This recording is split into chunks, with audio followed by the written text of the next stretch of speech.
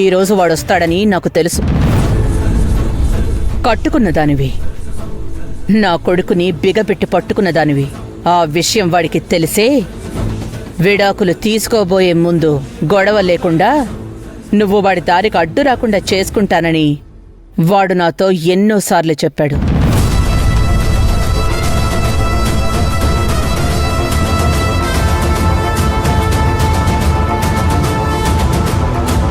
వాడు ఎక్కడికి వెళ్ళాడో నిజానికే నాకు తెలీదు.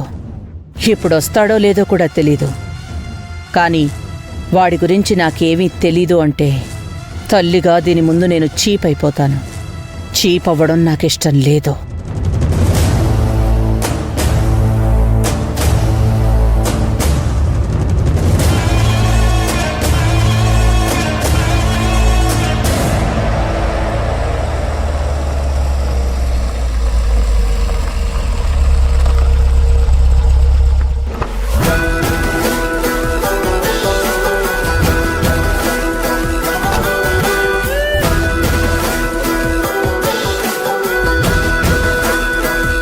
ఏయ్ కాకి పిల్ల, నీ బాడీలో బుల్లెట్ దిగిన తర్వాత మీ అమ్మ దగ్గరికి వెళ్ళావు కదా, ఇంకా రావనే అనుకున్నాను.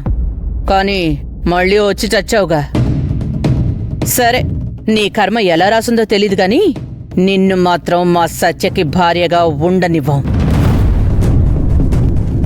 ఈ భాగవతం నువ్వు ఉన్నంతకాలం నాకుండేదే గాని నా కొడుకు చాలా దూరం వెళ్ళొస్తున్నాడు కదా, వాడి మీద ఎన్ని కళ్ళు పడ్డాయో ఏమో. నరదిష్టికి నల్లరాయే పగిలిపోతుందంటారు. అందుకే నా కొడుకు వచ్చాక హారతిచ్చి ఎర్ర నీళ్లతో దిష్టిది. మణమ్మగారికి కొడుకు మీదెంత ప్రేముందో పైకి కనపడనీయరు గాని కోడల మీద కూడా బాగానే ప్రేముంది. కోడలికి తెలుసో తెలీదో అని కొడుక్కి ఎర్ర నీళ్లతో దిష్టి తీయమని, హారతితో ఆహ్వానించమని భలే చెప్తున్నారు మణమ్మగారు.